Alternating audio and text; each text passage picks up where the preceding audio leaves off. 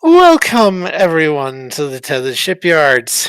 I am Takeshi Yamato, the Yardmaster, joining our host, the Housecoat Gamer. Yo.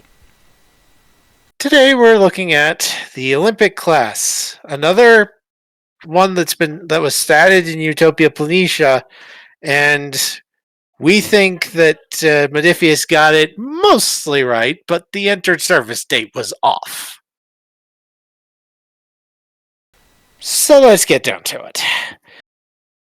Launch year is listed as 2368, and its primary shipyards are Utopia Planitia, the launch slips at Denobula, 40 Eridani A Starfleet construction yards at Vulcan. Overview. In the 22nd and 23rd centuries, Starfleet felt that a dedicated hospital ship was a misuse of highly trained medical personnel that could be assigned across the fleet otherwise. A change in this perspective began in the late 2360s with disastrous encounters with the Borg and increased tensions with the Cardassian Union. It was also determined that a vessel that was a non-combatant and solely used for humanitarian efforts could help diplomatically with neutral systems that were wavering between joining the Federation or other polities. The Olympic class began limited production at various shipyards across the Federation in 2368, and immediately began to impact fleet operations during the height of the Dominion War and during the disasters of the following decades. Capabilities. The Olympic class was designed to look like no other Starfleet vessel in service in the late 24th century. This was to make the class unable to be confused with other Starfleet vessels, so it would better stand out as a non-combatant in war zones. To help with identification, the Starfleet medical logo is displayed prominently on each side of the primary hull. The main sickbay used for the crew was found in the primary hull, and the hospital complex was located in the secondary hull. This hospital complex could house, isolate, and treat over 500 humanoids requiring intensive care, and the crew could quickly adapt other species to house another 500 in triage situations. Refits and variants. Two separate refit programs have been proposed for the Olympic class. The first proposal has a standardized upgrade package for the vessel's sensors and isolinear computer systems to improve them with bioneural gel packs for better neural networking. The other refit proposal counters the first by raising concerns of biological contamination of the gel packs by expanding the secondary hull to allow for more hospital spaces. Suggested mission profiles are crisis and emergency response, scientific and survey operations, and multi-role explorer. Naming conventions. Olympic-class vessels take names from famous medical professionals from across the past and present of the Federation. Though other famous hospital ships of the past have also been memorialized among this class. Nightingale, Quito, and Comfort are all examples. Space frame stats. Descriptor traits are Federation starship and non-combatant. It's a scale 4 starship and has systems values of comms 10, computers 11, sensors 10, engines 10, sensors 10, structure 9, weapons 6. My eye is twitching again. Department values, it has 1 point in science and 2 points in medicine. It has phaser arrays and a strength 3 tractor beam for weapons. Oh good, it's actually armed. I was going to point out the abject stupidity of a starship not having self-defense armaments. It doesn't have it. They're not very powerful, but it does have them. For talents, it has advanced sickbay, dedicated personnel, medicine, and modular laboratories.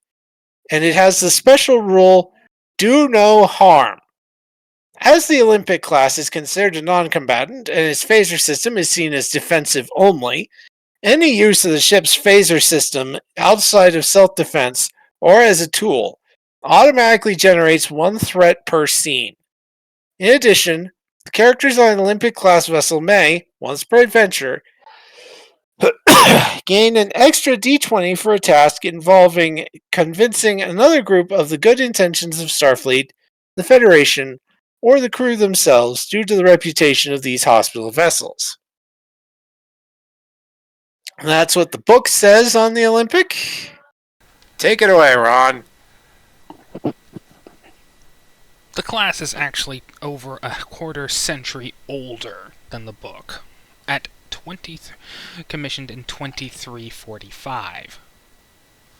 And not for the reasons you're thinking of. For dedicated hospital ships are actually something the Federation has been using since, well, before its founding. Several Daedalus class vessels were refit to hospital ship standards and were used for decades. Hell, they were only really retired at the turning point of the 24th century, and other hospital ship designs, including several Miranda-class vessels, were used as such.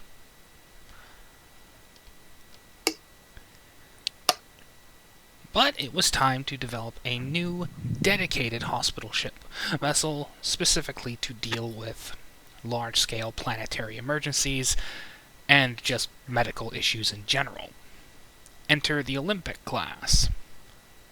Named, in part, for the RMS Olympic, launched nearly 400 years earlier, that served as both troop ship and hospital vessel during Terra's First World War.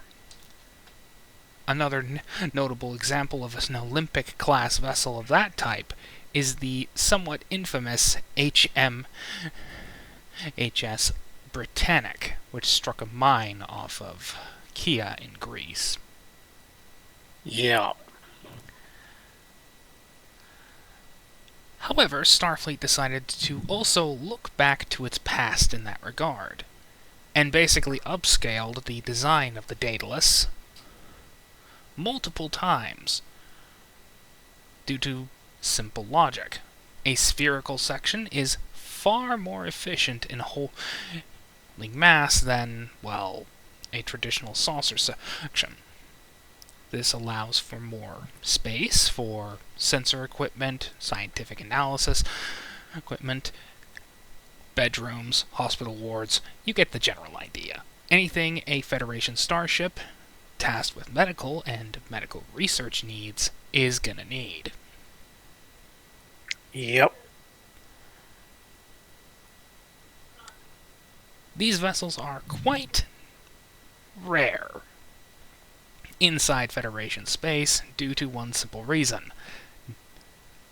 Most of them are actually out helping other polities, the Klingon Empire especially, because Klingon medical science is, shall we say, medieval. Yeah.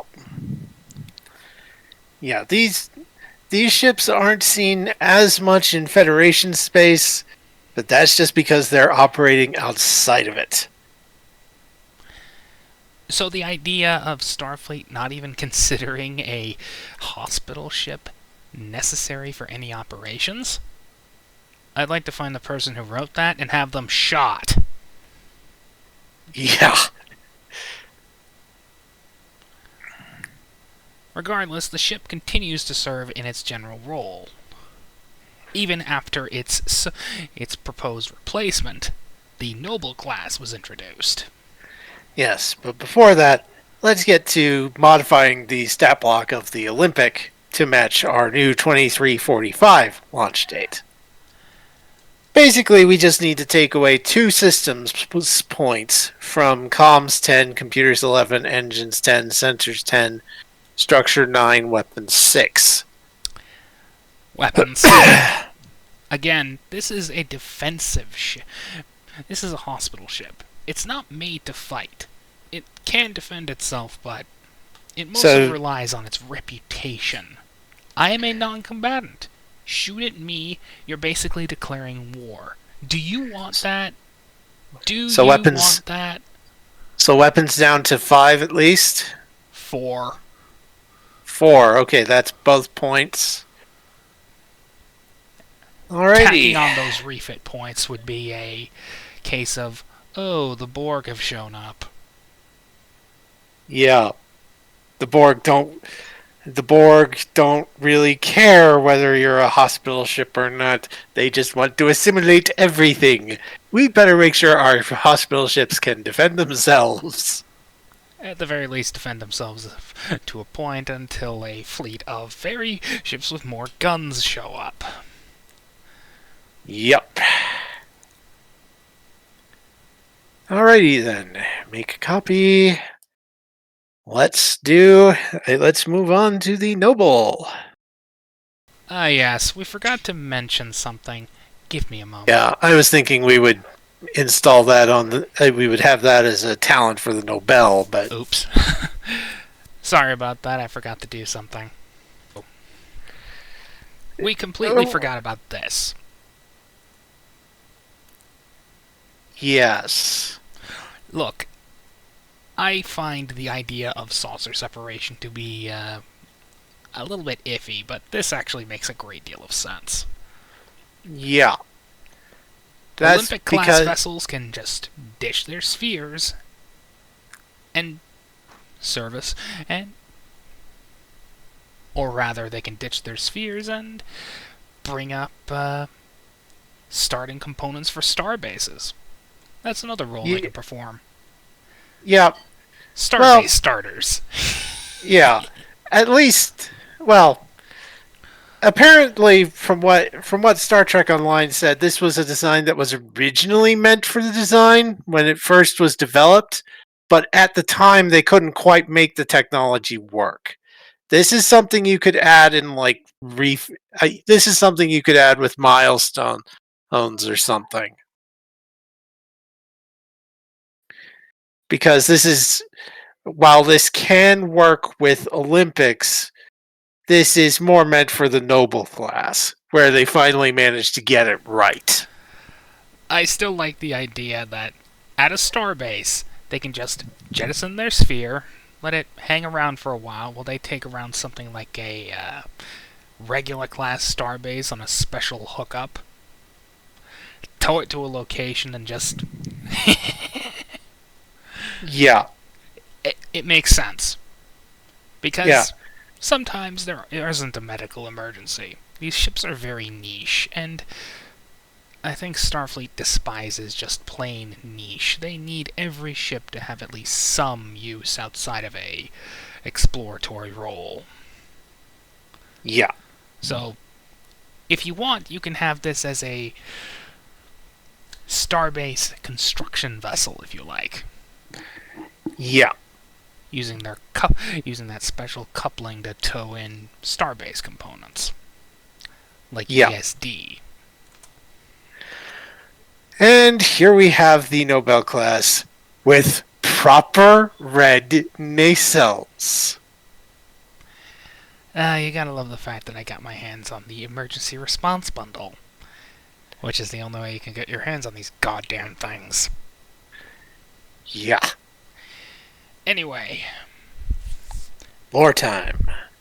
Despite the fact that the Olympic class just wouldn't go away, quite unlike her ancestor, which people are still very disappointed about, including myself, it was decided that there would need to be a new update to the class. Some of its upgrades would be filtered down to whatever Olympic-class ships were left in the fleet, but in the end it would need to be a full-out replacement.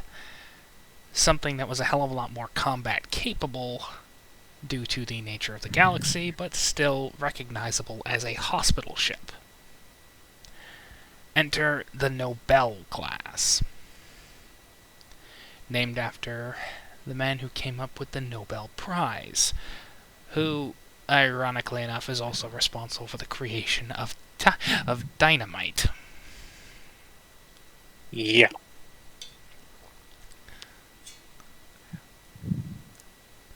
Regardless, the ship fulfills the same roles, including starbase construction.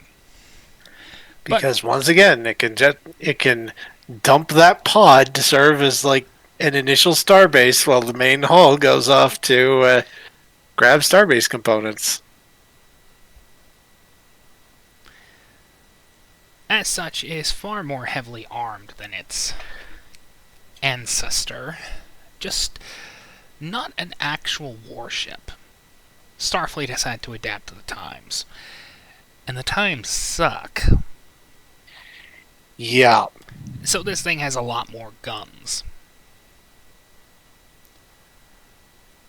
They're just really... Starfleet's really disappointed about that, but what the hell? They learned their lesson from the Dominion War. Be prepared for everything. Yeah. So, stat time. Still Scale 4 starship. Entered service date 24... I'm going to say 2411. 2411. So, after the Iconian War, basically? More or less. Alright. So, that gives us, let's see, 45... Let's see. That gives us, let's see, 10, 3 10s, 9, 11, 50, 54, 6 more points to add. Going to add 2 points back into weapons to bring it up to book Olympic stats. I'd dump in the 3 into weapons. This is still going to be top of the line. I mean, sure. So like, weapons up to 7 at least? Yep. Yes, okay. There's been some computational upgrades, but... Yeah, we'll bring computers up to 12. Or do we want to bring those up to 13? 12 will do. Because it's going to need more power to those engines. So, engines 11. 1 more point. Sensors 11? Yeah, that'll do. Alright, so computers 12, engines... So, comms 10, computers 12, engines 11, sensors 11, structure 9, weapons 7. Alright, that looks good. Department modifiers, same as the Olympic. 2 points in medicine, 1 point in science. Does the same job. Don't see a problem in keeping it the same way. Yep. And weapons, phaser arrays, strength 3 tractor beam. I do believe it does have a photon torpedo launcher. Name All of right, a Federation starship that doesn't. So, photon torpedoes. Okay. However, they are mostly a defensive option. Yeah. Mostly to deal with pirates or people who want to steal biomimetic gel. Yep. And for talents, advanced sickbay and modular laboratories definitely still work. I'm tempted to replace dedicated personnel medicine with saucer separation. I mean, yeah, having a dedicated personnel is... Choose a single department. The ship gains 2 additional crew support, which may only be used to establish supporting characters who are part of that department. So, yeah, having additional medical personnel could work, but given that this thing can dump that pod, saucer separation works.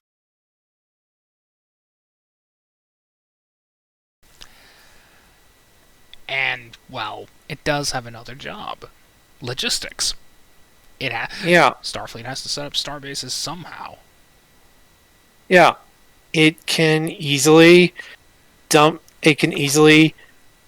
drop that pod to serve as like a starting base for the starting base location while it brings in components to start building, well, an actual base. Or it can just dump the sphere at a base, bring in the actual core of something like, I don't know, ESD, dump it or there. Yeah, ESD or one of the fleet starbase types from STO. And then build from there. Either or. Yeah. Yeah. Though we would have to modify the rule a little because the sphere actually does things other than just sitting there. Yeah. And the special rule of we can figure that out, but the special rule of do no harm still applies. All its weapons are meant for either defensive or utility purposes. She's a hospital ship. And I happen to like the Olympic class. Not just because of the most famous sister of the lot. I mean, Yeah. who doesn't love the Titanic? But Yeah. I'm thinking more of the Britannic when I pictured this Olympic class. And she's still down there. Yeah. In great shape. But yeah. Yeah. We might as well also cover a couple other variants that STO has. And yes, this is red. Red is good. Orange is no. Mirror is red. Mirror is good. Yep. And then the Olympic Beta. I hate this thing. That was the day one version of the Olympic class. 7A makes it a little better, but I would personally just exit from the game. Yeah, I don't know why they kept it in when they didn't keep any of the other day one skins when they revamped them to more canon accurate designs. And let's see, the other design, the Horizon. Ugh. That's supposedly like a force field dome in there, so yeah, that is so much of a freaking fucking safety problem. No. And the Hope class. Proto-Nautilus. Yeah, Proto-Nautilus. Which I don't actually have a problem with. I don't know why people have a problem with the Nautilus class. It is what it is. It's a 26th century starship. Yeah, this thing though does look a little cursed. Off. I know. Yeah. Then again, it was early days. What can you do? Yeah. We can only hope that Mr. Morone is able to make better models of this and the Horizon. And maybe do something with Olympic Beta. I don't know. If he stays, it's rumored he's going to be leaving. Regardless, bye-bye.